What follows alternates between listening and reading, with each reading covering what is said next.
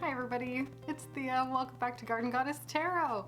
And welcome to the year-end wrap-up for 2023, which is the whole year, a whole 365 days. We're not quite at the end yet, but we're getting there, and I'd like to tie everything up in a nice little bow before the chaos of Christmas happens, and then all of a sudden we're halfway through January, which always seems to be the way things go. Ah, my goodness. I hope you've got a little beverage. I'm gonna try and keep things concise, but we all know I have a habit of not rambling, but letting the words fall out of my mouth in a fun way for a very long time. So,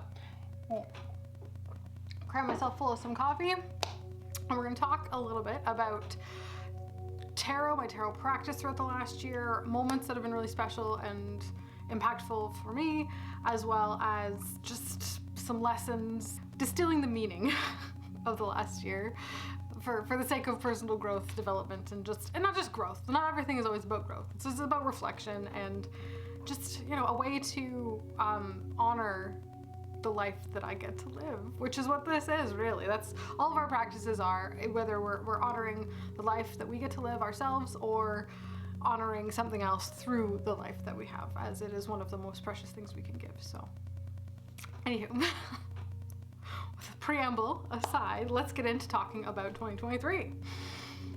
You'll notice also I'm a very intimate setting today. We're in the bedroom. Ooh. which is fairly big because it actually used to be the living room of the house, but when COVID happened, we decided that we would take our bed and move it into the biggest room of the house because this is the one we spend the most time in, so it makes sense to make the biggest room the one we spend the most time in. So anyway, so well, welcome to the boudoir. Very fun. All right, so 2023.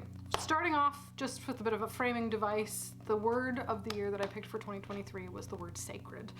And throughout many points throughout the year, I made a point to kind of honor that word, bring it into my life wherever I could, and really integrate how that word and the symbol of that word applied to the moments in my life. And it was a trip. It was a trip. Also, for more context, it was also a wheel year, so it was a year of expansion, Jupiter, change, expansion and change, rotation, protection as well. Jupiter has a very strong protection aspect to it, kind of in a way that it draws away the unpleasantness. Even in space context, Jupiter, the gravitational pull of Jupiter pulls all of the stray asteroids out of the line of fire of Earth, basically. It's like this giant magnet for all of the little dangers that would hit Earth. So that's kind of why Jupiter gets that little bit of a protection aspect as well, on top of being the god Jupiter and Zeus as well. So all of those were present throughout the year, just as a way to kind of remembering to look after myself. Boundaries were a big thing this year also. It was kind of like a sub word under sacred, where it was the word boundaries. So that was really important for me as well. And my tarot card of the year, the one that I pulled to kind of grab myself within the practice of tarot, other than through just the major arcana, but with an entire deck, I shuffled in and I pulled one card to kind of follow me through the year, and it's this one. It's a little bit warped from being out on the altar all year, but it's from the Red Seeds Tarot, and it's the Two of Bees, which is the Two of Swords, which the keyword for this one is I am tension. So it was about the tension and balancing of opposites and the way two conflicting energies come together. The tension that was the result of that is where opportunities arise and growth arises, and it gives you a place and a moment to really explore yourself as well as the world around you through these moments of tension. So that was kind of a big thing that played throughout this year, me experiencing that two energy. And two is such a little number, but it's like everything. Two is a representation of duality. Two is a representation of the binary as well, the one and the zero. And through that we can create an entire language. The fact that something can recognize something else is a reflection that original thing exists. So you need two. One doesn't even know that it exists. You need a second, so that so they recognize each other. It's a mirror. It's seeing yourself. It's demonstrated in this card nicely as well, that we have this mirror imagery, and twos really give me that mirror energy, the reflection, seeing oneself outside of oneself, seeing yourself in others, seeing two sides of the same coin, right? Knowing that that other side is there on the other side of the coin, and it's not just one, it's multiple.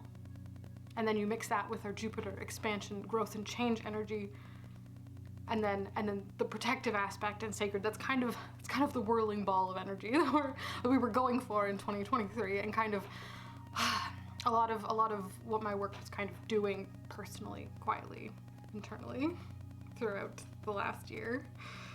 So yeah. Before we get to like the big lesson wrap-ups about the work I did with those cards and those energies this year, I will talk about my practices that I've been doing, and then some decks that kind of sat in that important place for me. So I kept a list. I was very clever. I kept a list of all of the decks, both Oracle and Tarot, that I worked with in a various capacity throughout the year. And each month I had like a set of favorites, not just favorites, but ones that were most impactful and momentous for me, that I had like special personal moments with, as opposed to just perhaps, some I may have used a lot, but they might have not sang for me in a certain way. Whereas all of these ones, I made this compilation list that I created. All of these ones are ones that sang, that had very special, personal, powerful experiences with me. So that's why they made the list. And from that list, I've condensed down to the really heavy hitters, the ones that I wouldn't have been able to do the work that I did this year without. So we're gonna talk a little bit about them. Alrighty, so we've narrowed down our list. We have our framing devices of our word, our card, and our overall like numerological year for 2023. And then we kind of move into what the first thing I did last year was a year ahead spread. And it's a practice I've only, this was the first year I've pulled a proper like 12-month year ahead spread. So it was my first introduction to dealing with this kind of consistent spread and energy throughout the year. And it was very enlightening. I wouldn't say I was like super locked into finding those energies within the year, but it gave me a really quick energetic overview of the trajectory of myself through time that year. And it wasn't like everything about what happened in that month was a reflection of those cards, but it was just a nice anchor for finding out more, like a starting point, a jumping off point. It was the door that opened to more insights. The decks that I chose to do my year ahead spread with this year were these two. The main bulk of the reading was the Ritual Tarot by Theia, and throughout last year and the beginning of this year, I did have a moment with it. It's a pretty big moment, and it kind of, as the year progressed, I took a bit of a break from it for reasons, but it always was there as a little exclamation point as my year ahead card of that month. So every time I did like a month ahead reading for myself, or analyzed kind of the bigger energies, I would do a footnote and then write in that my card for the month was this from the Ritual Tarot, as well as the Hellenic Oracle as well. We'll talk about that in a second. But this one, it was a great way. This one works really well in that large, broad context, because it is, for me, it's big, it's broad, it's expansive, it's deep. You can dive right into it. It's not like a short and sweet message. The feeling of these cards in a larger yearly context is fantastic, and it really sung for me through the year. I'll tell you, my December card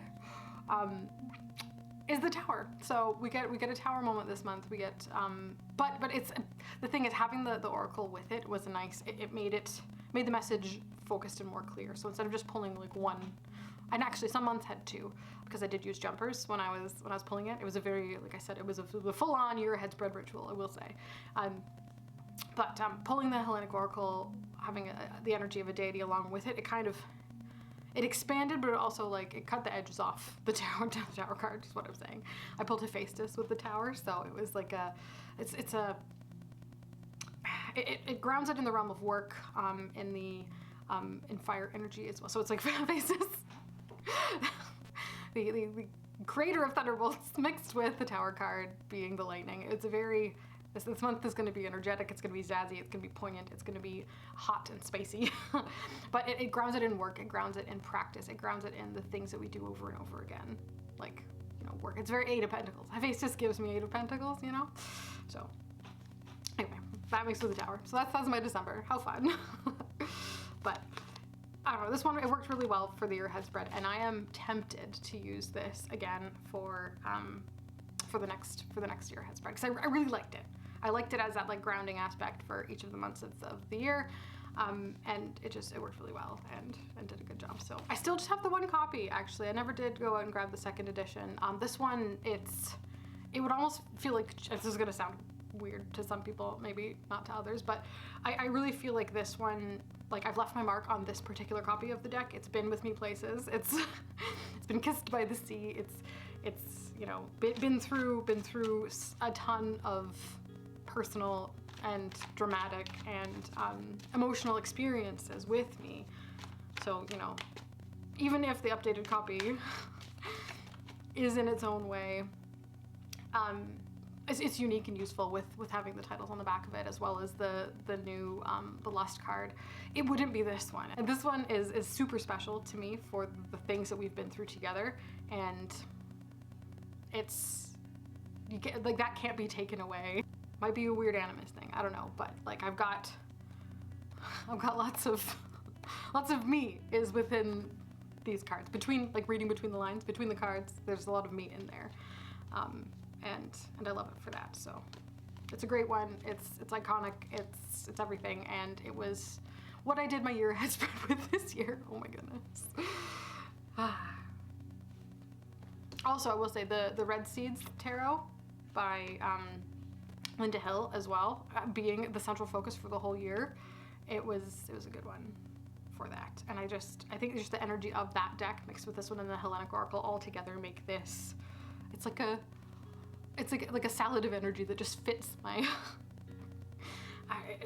it felt right. You know when you're doing something, you're putting something together, you're picking the ingredients, you're making the choices, and you're like, ooh yes this, ooh yes that. Like when you know it's right, when it's like singing for you.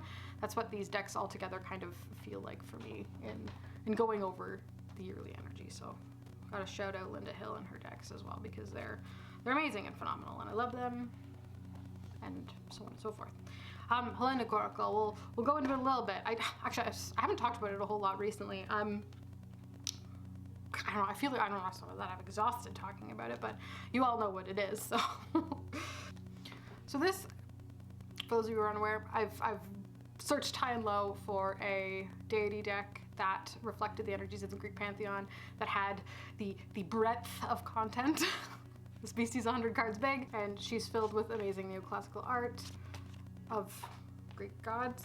Stars escaping on me. It's a Greek mythology deity deck, nothing too complicated in concept, right? It doesn't come with a guidebook, it is what it is. I needed it, so I made it.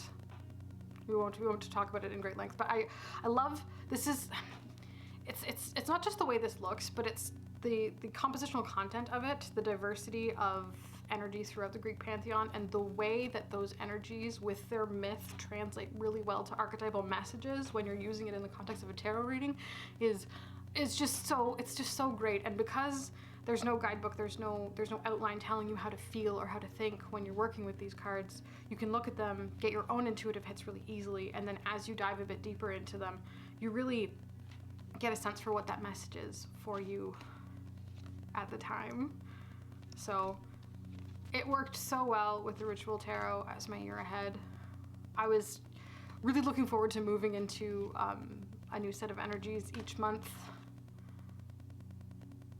from the gods, but also anticipating them and knowing what's kind of lying ahead. It was nice. It was really comforting. It wasn't stressful. It wasn't anxiety inducing. It was like you were visiting a friend each month, and then you got to spend time with that friend and really kind of explore their energy mixed with what the tarot had provided in a like a pastoral mythical landscape. It was great. I had so much fun. So that was my year ahead spread with the Hellenic Oracle. And where'd he go? Oh, he was there. It's my boy. He goes retrograde today, by the way. So be prepared. He's got his little pre-Christmas holiday. He'll be he's in Capricorn right now, and he's heading back into Sag over the course of the next couple weeks. But anywho, I always like to keep a little eye on where Mercury is at any given time, just to know, you know. But that's a me thing, and that's just something I like to do, and my work with Hermes. But you'll know about that, so that's fine. So yes, Hellenic Oracle, Ritual Tarot were kind of the framework for the energy of the year, and I'm thinking very strongly of doing something very similar again. The other big practice that kind of took hold this year was the Kantaji walk, and it's something I did kind of quietly. I mentioned it in a few of my monthly updates, but going through the year one card at a time with this tarot deck was the most grounding. Like, it's still in order because I was going through one at a time, and it's like it was a sensual experience. It was visceral, it was grounding. It brought me out of my airy brain, threw me onto the ground, put me in the earth, let me experience the voice of the world that we live in a beautiful and amazing way. And I had so much fun. And when I say that I cannot wait to actually use this deck in readings, because I haven't yet. So far, I've just been sitting with the energy of the card, pulling a weekly draw each week for a whole year. And I cannot, now I know them so well. Now I've sat with those energies for so long and integrated them. The slow practice of getting to know the cards in a deck. Now, when I include them in readings, they're gonna be that much more poignant, potent, special, and just so much fun. So this deck is a lifer. I almost bought a second, like, this is crazy. I almost bought a second copy so that I could have one for readings, but I thought no, because much same as my experience with the Ritual Tarot, it's this copy that is now imbued with not only my energy of working with it slowly over the course of an entire year, but it's also, when I pull the cards, I put them out in the sun, and I don't know if you can tell, but the backs are now all discolored. So you can see these are winter ones. They're still green. But as the sun started to come brighter throughout the year, we've got more sun bleaching in the summertime, and they've turned color from sitting in the window for a week at a time. It's soaked up the warmth and the energy of the seasonal light, and it's just so magic right now. This deck is everything. So going through each card, the prompts, I didn't always do all of, like, there was a ton of journal prompts and tasks and ways to incorporate the energies in actual, like, homework-like tasks in your life. I kind of avoided that. I tended to stick specifically to just feeling it out. Sometimes I would journal a little bit, or like have those energies influence my decisions on what to do. But for the most part, it was really just soaking myself up in them, getting to know them, seeing how they showed up in my life. Very much the same way I went about doing the deck and walk as well. And just getting to know this deck in a really holistic way, where it's an object, but it's also a representation, a symbol of a cycle, of a whole, of something that is real and exists. The framework for this is something that you can measure, and that's just, oh, it's so great. I love it so much. So this is the Kantaji Oracle. Laura's Espen and Ray Diamond. It was a heavy hitter this year. I loved it so much. The art is beautiful. Cannot be denied at all. But it's more than the art, and it's more than the keywords, both of which are amazing, but it's everything about the experience of using this. It's an experiential, earthy deck. If you've got an earth-based practice, I cannot recommend this enough. And it's cheap and cheerful too. Little mass market buddy. So this was a heavy hitter this year. Came out at the end of last year, but my goodness, it was so good. So yeah, had so much fun with that one. Alrighty, who's next on the list? Ooh, okay. All right. Another big practice, as we were talking about Hermes' work, I won't go into too much detail about this, but the Alchemical Tarot was another recurring tarot deck that I just seriously could not get enough of. I don't think Hermes is actually, or the magician is in the card at the moment. He's up on the altar. But what I do is, I'll just give you a quick rundown. When I'm chatting, when I want to, engage with, have a conversation with, like to know something, I will take the magician card and I'll shuffle it into the deck, and the card on either side of it is the message, as well as sometimes I'll pull the bottom, or if there's someone that flies out. But this is a conversational deck. This is a deck that I use for one purpose and one purpose only, and it lives up on the altar. It soaks up the sun. It sits with all of my other ephemera and tools for the specific work that I do, and it is my main mode of communication with the deity that I work with the most. So it's obviously going to be the most special thing ever. So this is a great one. There's a lot of wonderful depth in alchemical ideas and concepts, planetary experiences, and the alchemical processes through the cards of this deck. So it's Rider-Waite-Smith based, but it definitely has its own set of messages to teach you that are kind of outside of the scope of Pixie and Arthur's deck. So yeah, this one wouldn't be right if I didn't mention him. So he's here as a big one this year. And then also I found myself obsessed with the Kim Krans Alchemy Oracle as well. This one specifically in a daily draw on the altar sort of way. That's how I use this one. So it would sit on my altar and I would shuffle it up every couple of days and pull an energy that would kind of do its work as it would, use the energy as I would, use it as a guide, use it as answers. It was good. So I've been getting to know, I think there's still a bunch of cards in this that haven't come up yet, but it's beautiful and amazing, and really the way I like to experience messages through cartomancy, through processes that are mirrored in real life, not too abstract, still kind of grounded, still kind of the patterns and symbols, as opposed to just, you know, random gnosis. It's more just practice and the historical value of the work that's gone into systems like alchemy in the past is really important. There's a ton of metals in here. The planets are all represented, the alchemical processes, the 4 stages, they're all in here. And as I've said before in the past, it's not a perfect deck. There's a couple of things that I would change, but I understand maybe why some of them are changed, and there's one spelling mistake, which is kind of irritating, but that's fine. No big deal. Anybody can make spelling mistakes, but it's a deck that has really enriched my life, and I love it, and it was probably going to hang out and stay on the altar for a while.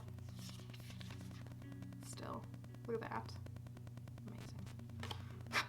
Don't mind the nails, by the way. This is a new thing. I was watching a random Scandinavian college student, her vlog on YouTube. I've never watched her before, and it was like a random recommendation.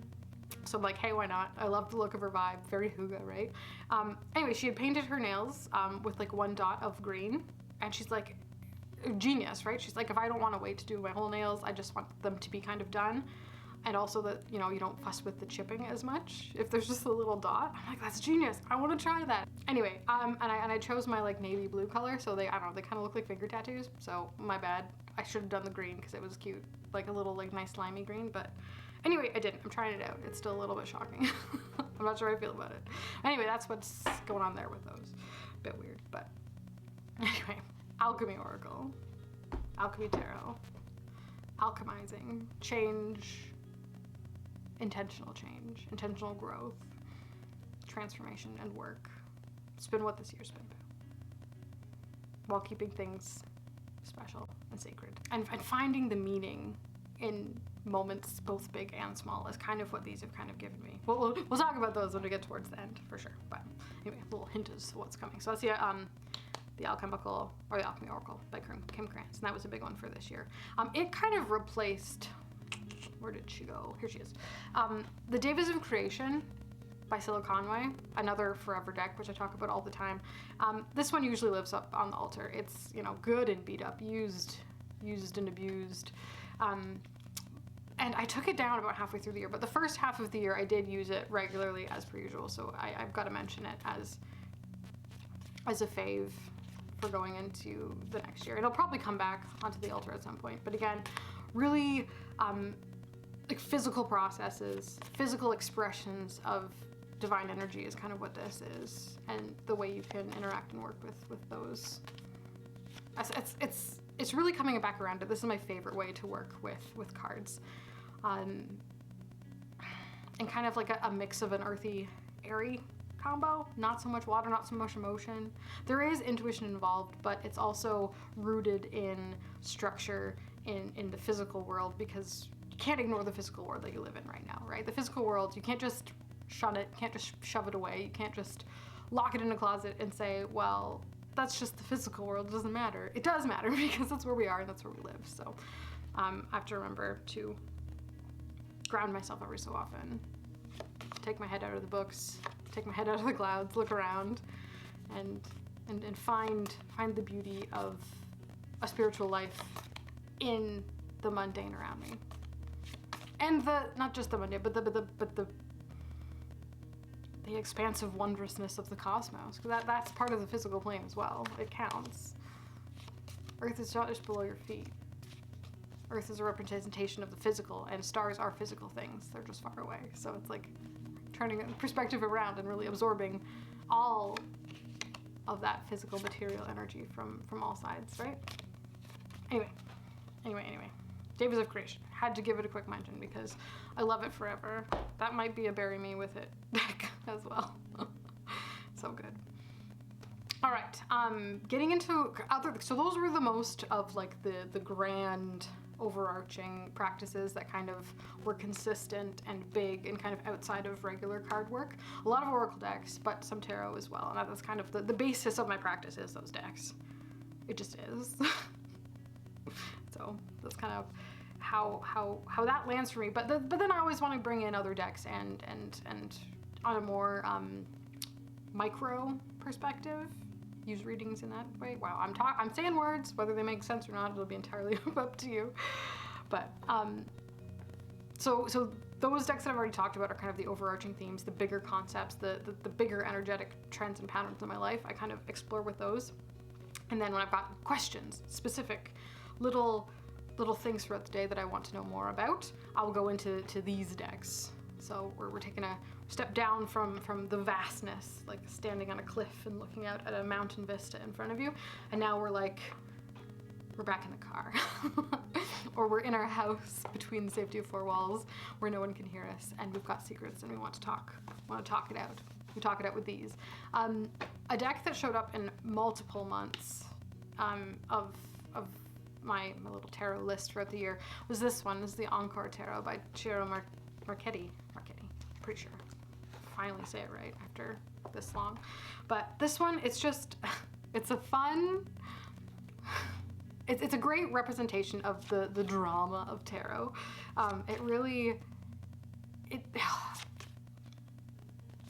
It answers questions really well. It's a Rider-Waite-Smith, not really clone, but it's within the Rider-Waite-Smith family, so readings with it are easy and clear.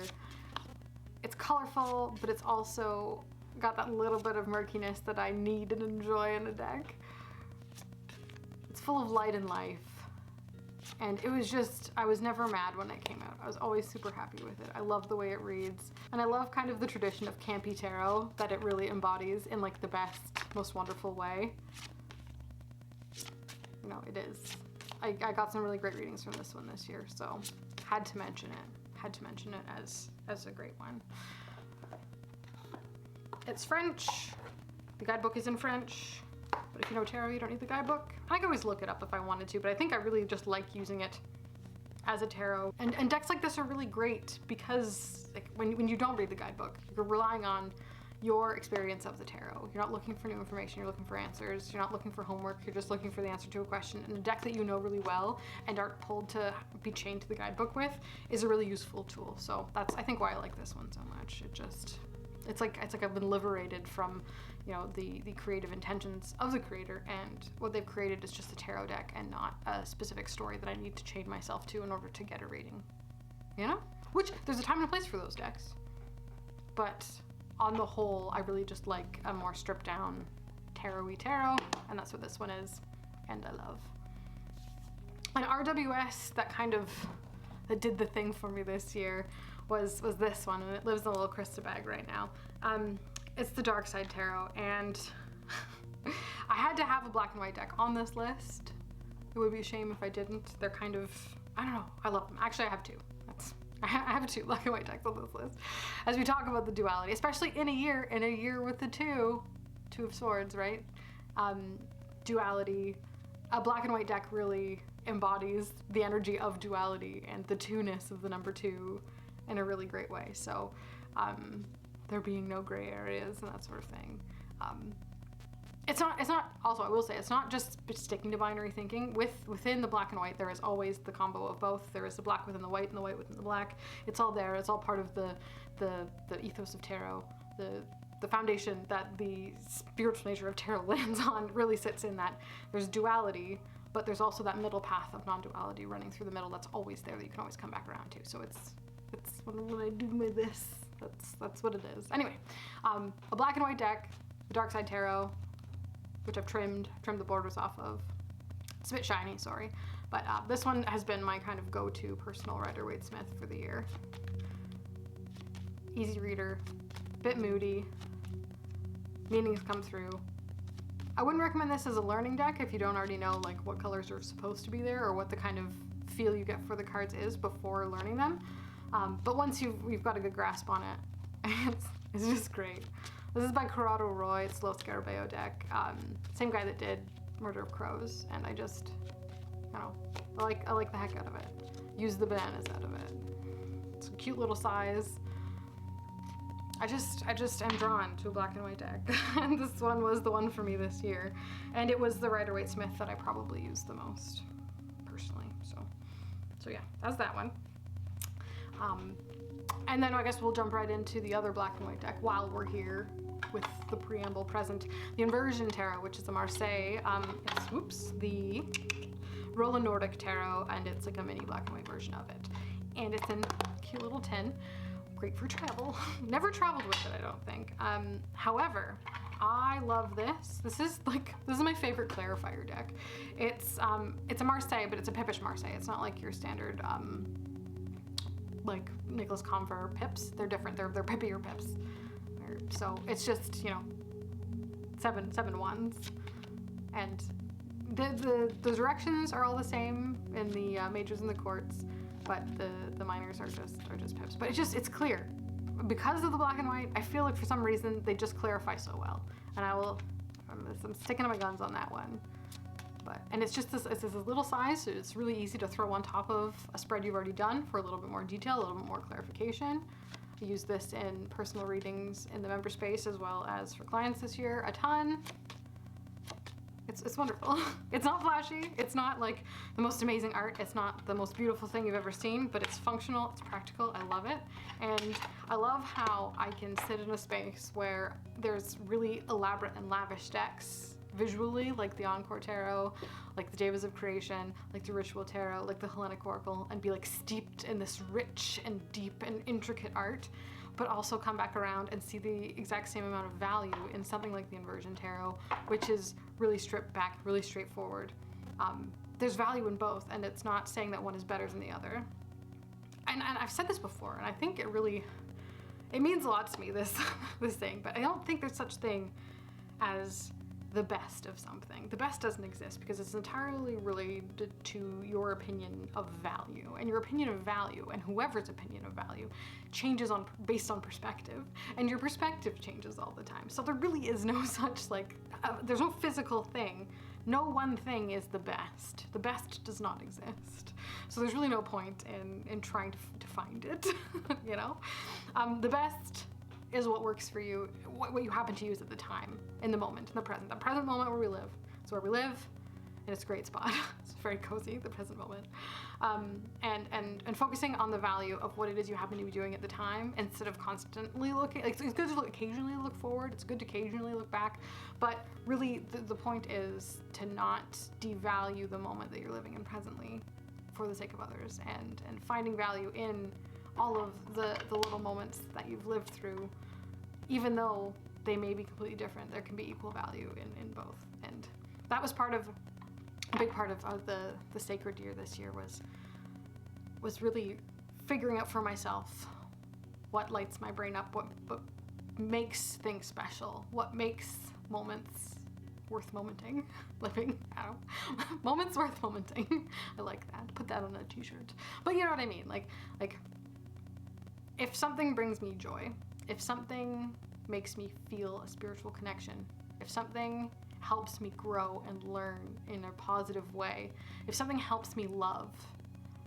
then that has value no matter what other people think about it, And it has nothing to do with something's material or physical qualities.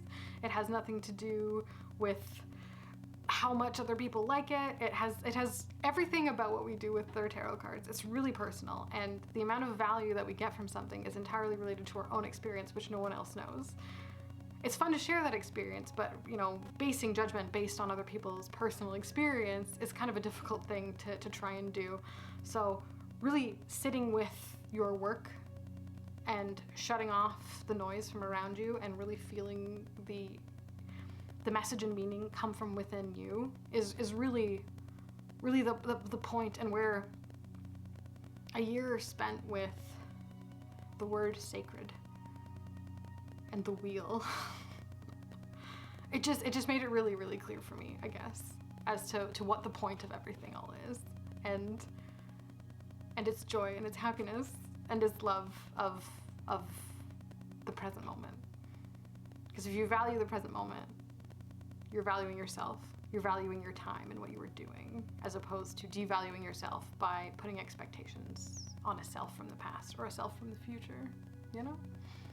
Anyway, let's move on to the next deck on this list. Another strange video.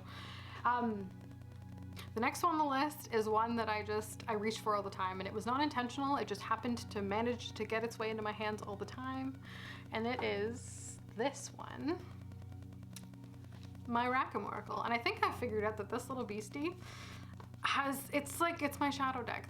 The words on it are very shadowy. We've got the hidden, polarity, decline, curiosity, parasite, magnetism, stability, jealousy, grace, covetousness. Sorry, I'm reading them. Well, just the words I want you to focus on, less so the images. The words, especially with the little subcategories of the words and the, relatively shadowy nature of the art in the cards, it does lean very shadowy. And I think, whether it was intentional or not, this one has come out when I need to work on shadowy things, to ask myself, what's going on here? Why do I react like this? What's going on here? Why do I feel like this? So it's a good one for that. And we all know how I feel about the art of Arthur Rackham. So it's even just when you think about it outside of the box, just the nature of the deck creator and the weirdness going on there.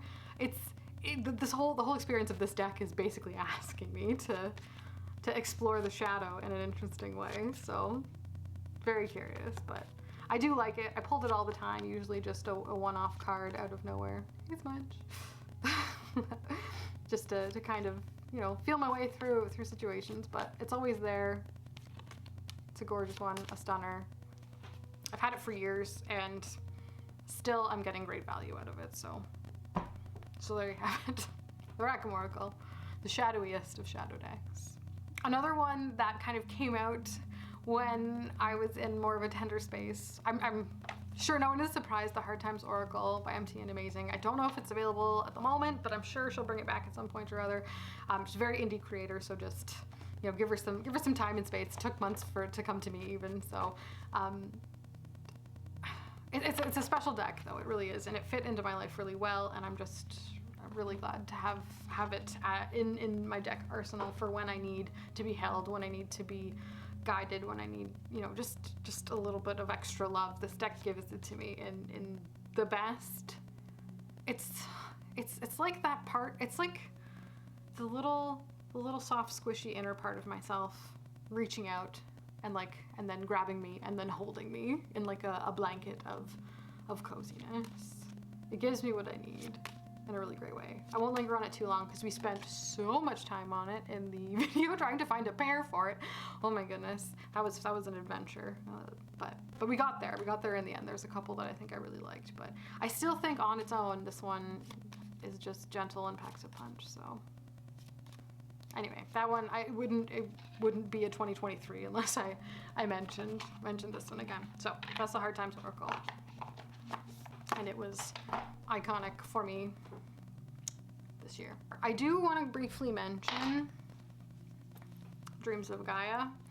Again, another soft and gentle one. This is the deck that breaks all my personal rules about the tarot system, but I still like it. It's almost a tarot. It's like a tarot but not a tarot, which means I should hate it, but I don't. The exception that proves the rule. I love the artwork. It's stunning, vibrant. I like the elemental nature of it. These are all going to be upside down, apparently. But there was a time in the last year where I was pretty consistently pulling this and the matching oracles before bed while I did a bit of a sound bath, and that was just a really nice and relaxing, gentle self-care type of tarot reading, and I loved it. I loved it for that. So I used it quite a bit then, so I thought I would include it. And I think it made it into 3 of the early months of the year's top deck list. So it has staying power, just persistence and quality. So that's the Dreams of Gaia Tarot by Ravenfield, and I'm sure there's lots of walkthroughs out there if you want to know a little bit more about it, but just be forewarned, it takes tarot and kind of messes with it a little bit, but I'm okay with that.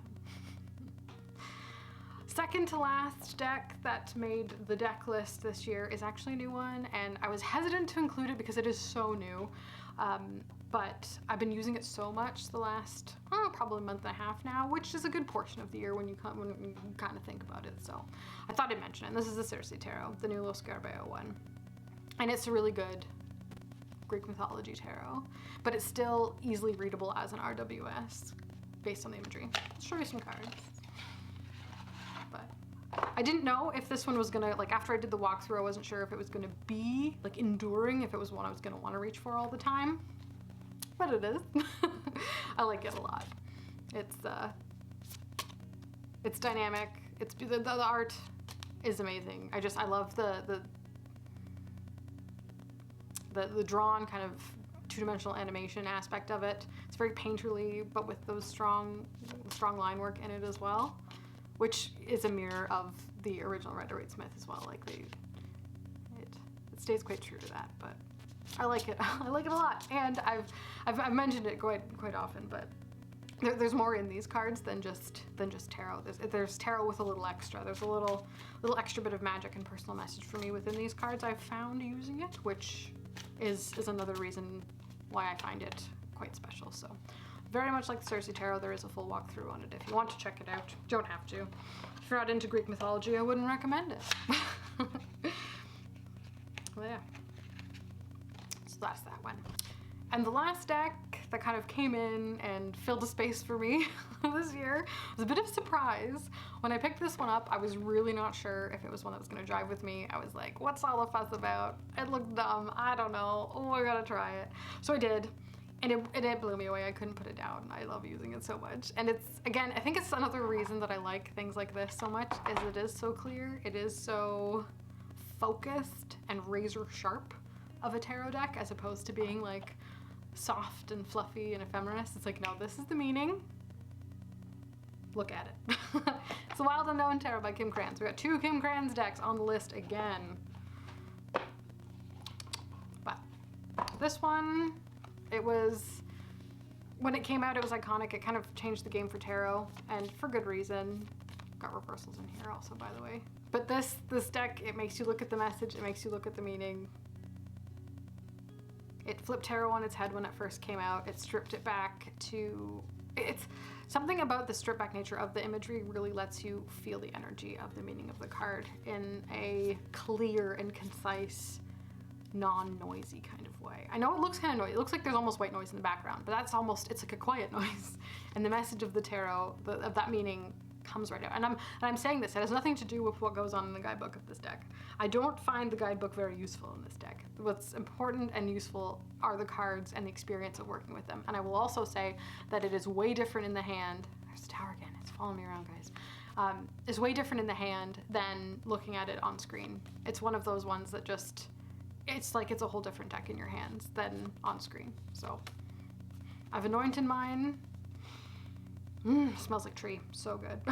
But it's a winner. It goes really well with the Hard Times Oracle. It matches a lot of things, but it really just is great for just pulling a mountain of cards for yourself and clarifying things without the noise of, I don't know, I think because there's no people in it as well. It's not an animal deck, I will stand by that. It's not an animal deck. It's an energetic pip deck that happens to have animals on it. But because there's no people on it, you really kind of are removed from that emotional affect of the cards, and just you're left with this non-anthropomorphized energy, and it's just really great to see it through that kind of way, as opposed to through the interactions of a bunch of people on a card, you know? Or, you know, their myth or what they've been through, or, you know, flashy color. It's precise, it's sharp, it's like a blade. It really is. So it was great, and I, you know, used it so much and I loved it. So it made the list for one of the best decks of 2023, which shocks me because right now it's been a while since I've used it, but and looking back, it was a heavy hitter over, you know, the whole of the year. So yeah, those are them, you know, and it's a lot of, there's not a lot of really flashy ones. There's a couple of, you know, of indie decks, but a lot of them are mass market. It's always a toss-up how a deck's gonna land for you. It can be the most expensive thing and be garbage. It can be a really cheap thing and be amazing, and then everywhere in between. Like, it's a spectrum. You never know until you get that deck in your hands and you start to use it, how it's gonna show up for you in your life. And that's half the fun of exploring. And if you have the means to try out these new perspectives on life through the lens of tarot, it's such an amazing thing to do. And there's so many options and so many, I love tarot. I love tarot people. I love people, just the idea of opening up your life to the world of tarot and the effects that tarot has on that life for you and your own personal growth is just amazing. And oh, I don't know if you can tell, you guys, I just love you all so much. I'm gushing in your direction at the excitement and happiness that this perspective, this openness to messages and guidance and love from the place that tarot comes from, to keep it vague, is just so wonderful and so great, and I just am shoving love at you in your direction. I'd also like to do a quick touch on a few of the moments within 2023 that were really important for me, just as like special little things that not really accomplishments, but just moments that meant a lot to me in the last year. The first one is doing the Garden Arcana video series with Candy. That filled my heart with so much happiness. It was an opportunity to deep dive the major arcana with someone else in the context of the garden, which is my favorite place in the whole world. Just being in the garden this year was a balm to the soul. It was the peace and the quiet, as well as the riotous noise of nature at the same time. It was, it's winter now. I don't know if you can see the snow, but to be able to just lay on the grass surrounded by flowers bobbing around me and bees whizzing by my head. I'm looking forward to next summer and spring. But it's those differences. It's the tension between, if I had the spring and the summer all the time, then I wouldn't appreciate it the same way as I do when I'm sat in the depths of winter. And it's not even the depths, it's the beginning of winter, it's coming. But anyway, it's part of that too thing that we were talking about, right? In knowing that there is an equal and opposite thing, it, you know, keeps the value in waiting for that change wheel, right? The value is in it not being like that all the time. You need the contrast, you need that second thing to know that first thing is different and special than the thing around it. Anyway, okay. So Garden Arcana was amazing. Loved it so much. And maybe next spring we might, if you be interested, I say this, I'm not committing to anything, naughty self, but maybe taking some time to do a couple of the minor arcana also. Find them in the garden in their own fun way. Who knows, maybe. We love learning about tarot in the garden. The next thing that I really wanted to take a second to reflect on, be grateful for, is the tarot bag collab with Louise from Crystal Haven UK. I had the most amazing opportunity to help design a couple of tarot bags through her Etsy shop that specifically match the energy and go with the kind of ethos behind the Hellenic Oracle, and they turned out so well. They're amazing. I love them so much, and they're a perfect reflection of my intent for making the deck, as well as a beautifully well-made, handy, cozy little place for the deck to live. So that collaboration was a really big and important part for me this year, and I'm ever thankful to Louise for being the most amazing person in the world to collab with. So check them out if you haven't already. Well-made, luxury, handcrafted, embroidered tarot bags. You won't find any like them anywhere else, so check them out.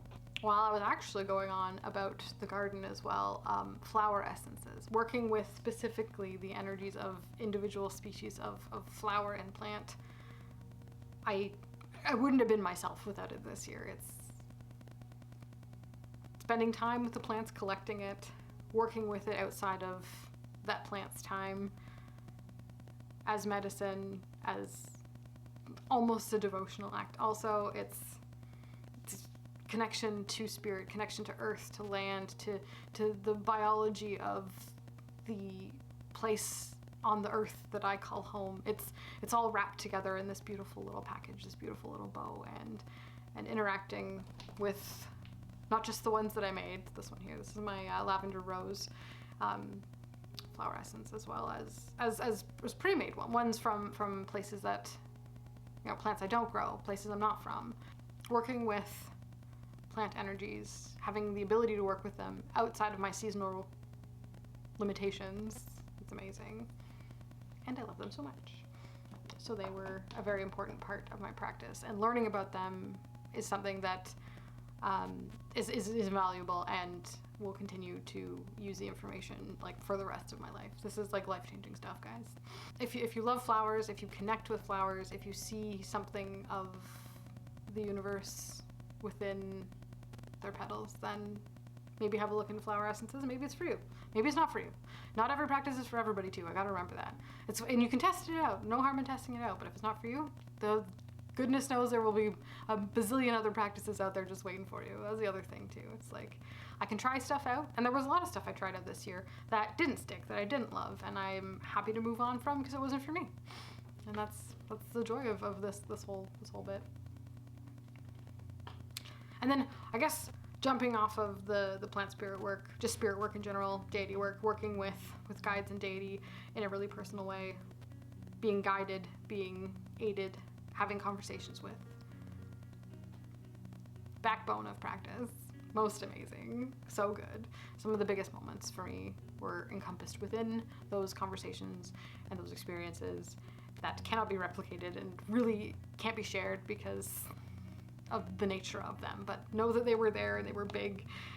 And like the simplest things, like dedicating washing my dishes to a specific deity, or dedicating all of my showers to a specific deity, or, you know, and then performing specific ritual movements. It just looks normal. Might be a little bit weird. It sounds like more than it is. It looks like you're just going about your business, but at the same time, it's so important, and it's packed with so much meaning and energy and love, and I don't know, it just makes it so nice. So doing practices like that throughout the year were special and important to me too. So I just want to say that also. Deity work doesn't need to be flashy. Deity work can be doing your dishes and dedicating that act to them. It can be having a shower and, you know, anointing yourself with a specific oil. That can be it. You know, and to the outside, it doesn't look any different than any other person having a shower, but you know that the intent behind that action is out of a place of love and reverence and devotion, and that's what matters. That's why it's important. That's what makes it special. That's what makes it sacred. So there you have it, my moments from 2023.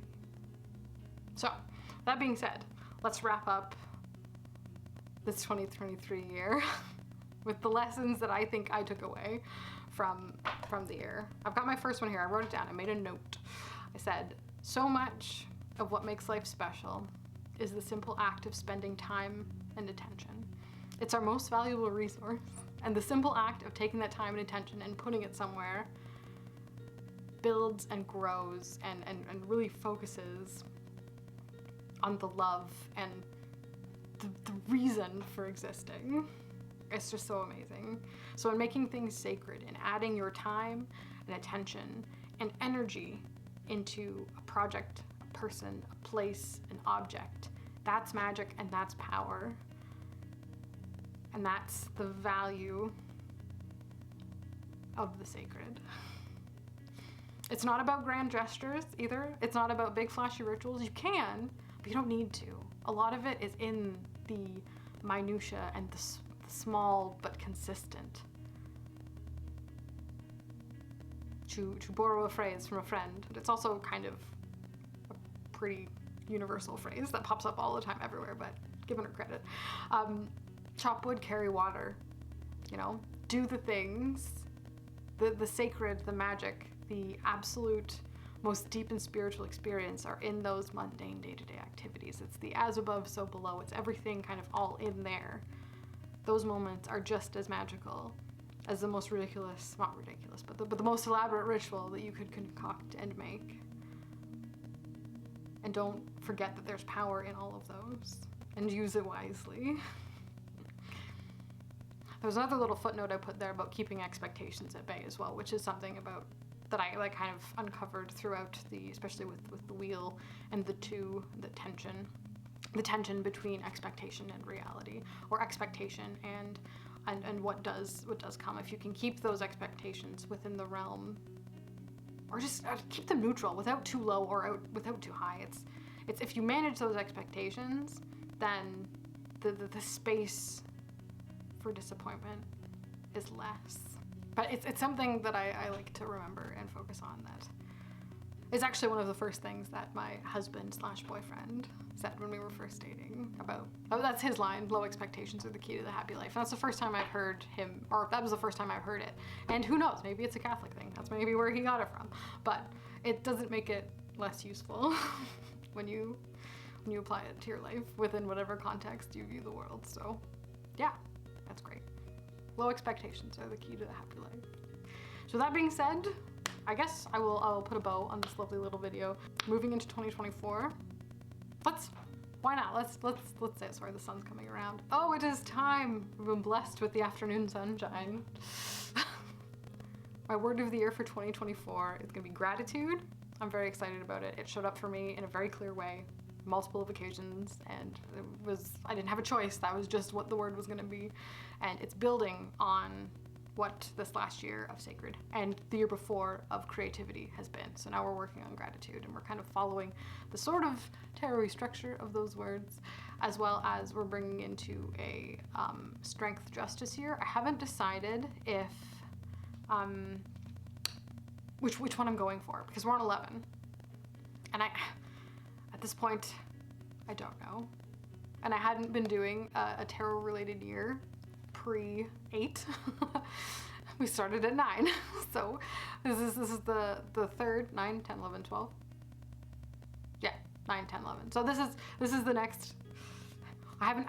Whether or not it's strength or justice, I'm not sure. Whether it's a justice year with a strengthy flair, or it's like a lust year with a justicey flair, we're working out. But I think they're both going to be present as my numerological card of the year, and I haven't drawn my tarot ones yet. I'll probably actually end up doing that with the members in some way. We'll do a year retrospective spread, and then at least the card of the year. If not, I'll just pull the year ahead spread. We'll see. I don't know. Maybe I don't know. I'm still like toying with myself how much I want to share, how much I want to keep, at what point I want to share as well too. Sharing after is always more effective as well than before something happens. So anyway, things that I'm constantly wrestling with myself. It's an ongoing